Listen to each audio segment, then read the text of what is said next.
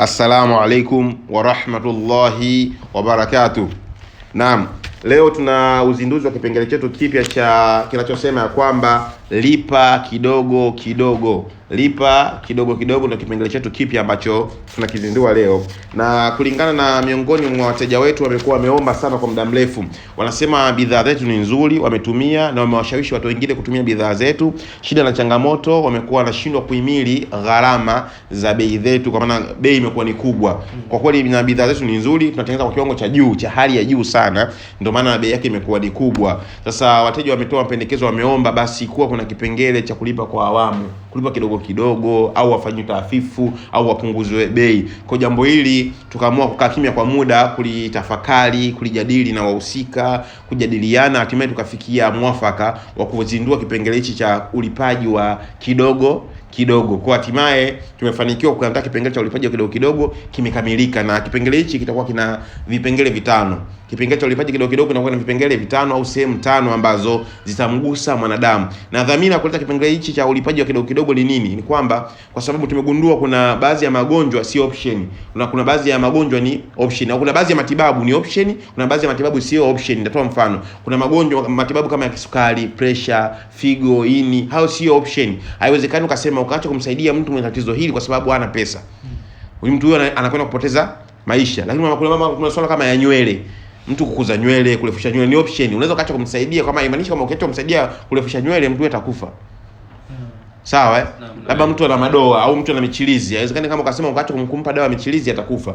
Kwa lengo kuanzisha kipengele hicho, kama kuna watu kweli wanakuwa wanahitajia huduma hasa kwa 100%, lakini watu hao wanakuwa wanakosa pesa taslimu za kulipa. Na miongoni mwa sera za kampuni yetu kwamba ni kusaidia kuliko kuwauzia. Sisi tunatoa huduma na tuwauzie. Lengo na dhamira ni kusaidiana, japokuwa msaada unahitajia pesa pia, tuweze kupata hizo dawa malighafi na kuweza kuwasaidia wagonjwa wetu na wateja wetu. Ndio dhamira kuanzisha kipengele hichi, ili mradi kwamba kwa kila anachotutafuta sisi, ili aweze kupata huduma kwa ile anayohitajia kulingana na hali yake ya maisha, kwa sababu nature za hali za wanadamu hazifanani katika malipo. Watu wana kipato kikubwa, saizi ya kati, saizi ya chini, watu hawana kipato kabisa ila kule inamsumbua lakini ana maradhi. Tunawasaidia vipi?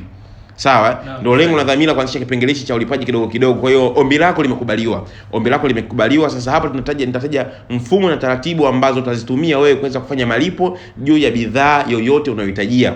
Sisi tutaangalia hii bidhaa unayohitajia ni option au si option. Sawa, kwamba haya nayoeleza ndio wewe unatakiwa ukae ufanye maamuzi. Kwa hiyo bidhaa unayoitaka, kwa hiyo dawa unayoitaka, kwa hiyo huduma unayoitaka, wewe utaamua kulipa kwa namna ipi.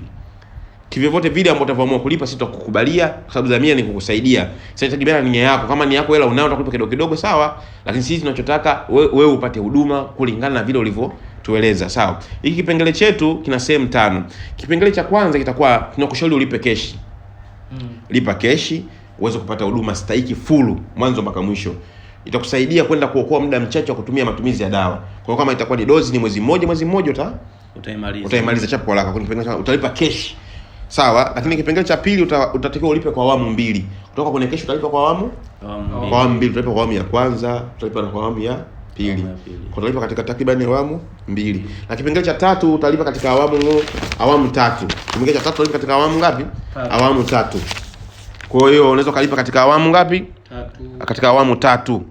Utalipa katika awamu 3. Kina kipengele cha ngapi? Kipengele cha 3. Na kipengele cha 4 tunakuruhusu kulipa kwa awamu 4. Tunakuruhusu kulipa kwa awamu 4. Tunakuruhusu kulipa kwa awamu 4. Mpaka hapo mmenielewa? Naam. Kwa hiyo ashindwe yeye. Anashindwe yeye. Na kipengele cha 5 sasa, kuna mtu ameshindwa kulipa kwa awamu 1, kashindwa kulipa kwa awamu 2, kashindwa kulipa kwa awamu 3, kashindwa kulipa kwa awamu 4. Kuna baadhi ya watu wanatutafuta wanakuwa na hali duni kabisa. Tunampa kipengele cha kulipa kile alichokuwa nacho kwanza. Atangulize kile alichokuwa nacho apate huduma ya kwanza. Kipengele namba 5 hicho. Sawa eh? Naam. Kipengele namba 5 analipa kile alichokuwa nacho ili kuweza kupata huduma ya kwanza. Kulipa kile alichokuwa nacho, kile awezavyo, ili kupata huduma ya kwanza. Na kipengele namba 6 sasa, kipengele namba 6 ameshindwa hatakuwa na chochote kile cha kulipa awezacho, tunampa kipengele cha mafunzo ya bure. Mtu huyu atalazimika kuingia kwenye mafunzo ya bure, kupata darasa ya kusoma bure, kujifundisha matibabu bure bila malipo, na session hii itamgharimu takriban mwezi mmoja mpaka miezi miwili kusoma bure. Na mazingatio hapa, hatufundishi kitu maalum. Usio kusema nataka nifundishe dawa vidonda vya tumbo. Tuna syllabus tumeandaa mtiririko mwanzo mpaka mwisho. Itakulazima usome ile syllabus ili uweze kupona matatizo yako ambayo umesema unatarajiwa kutibiwa japokuwa una pesa. Naam. Kwa vipengele 6, alipe fulu, awamu 2, awamu 3, awamu 4 au kile alichokuwa nacho apate huduma ya kwanza au aingie katika mfumo wa mafunzo. Na mfumo wa mafunzo si lazima mpaka wewe una hela. Hata kama una hela pia, lakini unahitaji kuipata mafunzo ni kitu kizuri. Naam. Mafunzo uzuri wake ni kwamba utakuwa unaweza kujisaidia wewe na wengine. Dawa uzuri wake utaweza kujisaidia wewe bila wengine. Naam. Sawa eh? Sawa. Nitatoa mfano madam, kama umetafuta dawa, umetafuta kwa ajili ya dawa ya kupunguza uzito. Dawa ya kupunguza uzito. Na hii dawa inauza shilingi 100,000. Na wewe unataka kulipia dawa hii ya shilingi 100,000, utalipa kwa awamu zifuatazo. Moja, tunakupa option ya kwamba unaweza ukalipa moja kwa moja 100,000. Ukalipa 100,000 moja kwa moja. Na ukishindwa kulipa 100,000 utaingia kwenye kipengele cha awamu 2. Utalipa kwa awamu 2. Utalipa shilingi 50,000, tutakupa nusu dozi. Afu utaje kulipa 50,000 tena utamalizia nusu dozi nyingine. Na ukishindwa hapo utalipa kwa awamu 3. Sawa eh? Utalipa kwa awamu ngapi?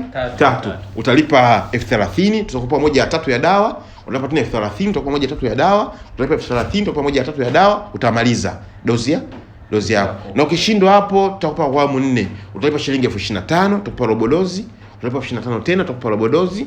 Utalipa 25 tena, tutakupa robo dozi. Utalipa 25 tena, tutakupa robo dozi. Dozi itakuwa imekamilika. Na ukishindwa hapo, hali yako ni ngumu, utaanza na chochote basi. Utaanza na 10,000, tutakuchotea kidogo basi pale dawa, kaanze nayo hiyo, utumie kipindi unajiandaa, unajipanga. Kwa tutakufanyia katika sura hivyo, sawa? Na ukisema bado huna chochote kitu, tutakwambia basi bwana, ingia kwenye mafunzo rasmi uweze kufundishwa, kujifunza, alafu utajua namna ya kuweza kuandaa wewe mwenyewe. Kwa hiyo huo ndio mchakato mzima ambao tunakushauri wewe.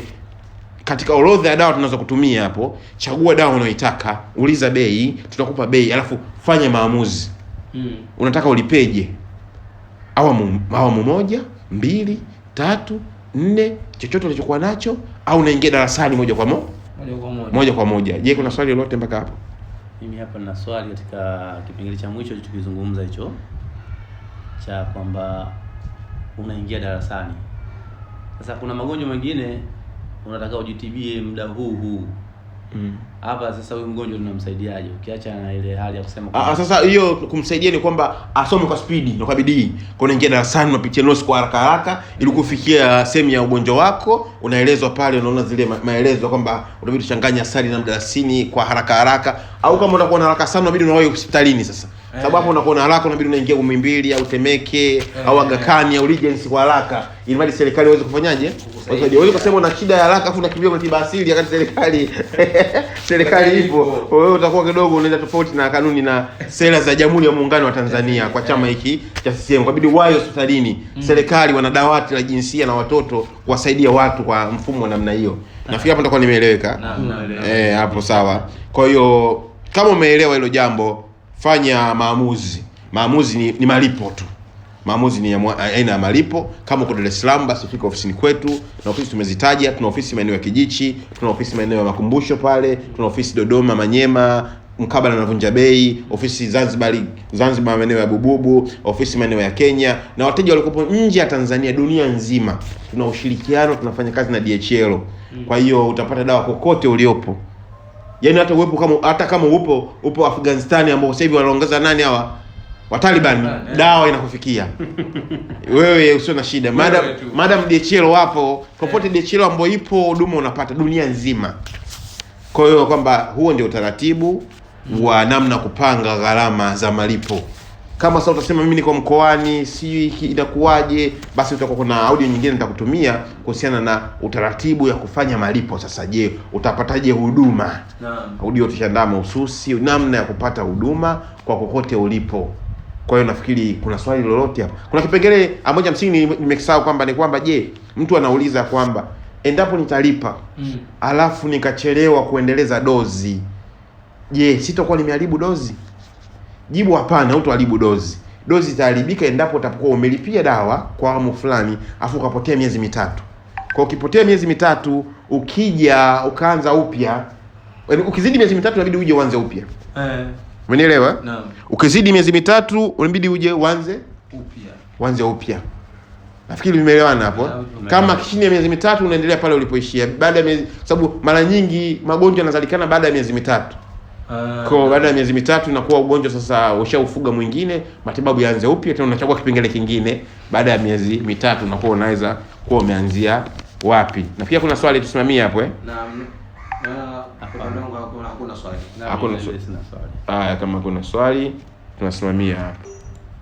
Hakuna swali tunasimamia hapo.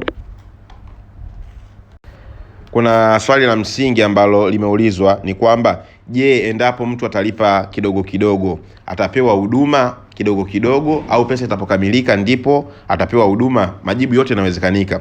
Ukilipa kidogo kidogo utapewa huduma kidogo kidogo, njia ya kwanza. Au ukiamua ulipe kidogo kidogo mpaka pesa yako itimie ndipo upewe huduma kamili, pia inaruhusiwa. Kwa mfano kwamba ukilipa nusu full dose, ukilipia pesa kamili utapewa dozi kamili. Ukilipia pesa nusu utapewa dozi nusu. Ukilipia pesa robo utapewa dozi robo. Au uweza kulipia kidogo kidogo mpaka pesa yako ikawa pesa kamili ili uchukue full dozi. Na ukilipia kidogo kidogo madhara yake ni kwamba nauli zitakusumbua kama utakuwa ukae Dar es Salaam. Kama unakaa Dar es Salaam itakuwa si shida, maana utakuwa unakuja unachukua. Kama kwa mkoani utabidi kila ukilipia robo utumiwe, na kutumiwa ni gharama yako wewe, sio gharama yetu sisi. Kwa hiyo ukikuta mpaka unamaliza dozi ushatumia nauli 40,000 au 50,000. Kwa hiyo unaweza kusubiria hela yako inatimia kuchukua dozi kwa pamoja, au ukiwa una haraka unakuwa kile kilipio kidogo kidogo unatumiwa kulingana na hela yako usafiri jinsi ulivyojipanga. Sasa nafikiri hapo utakuwa umenielewa vizuri. Kwa maamuzi ni wewe tu, fanya maamuzi unayotaka. Sasa kidogo kidogo unachukua dozi kidogo kidogo, au unalipia kidogo kidogo kitimia uchukue dozi kamili.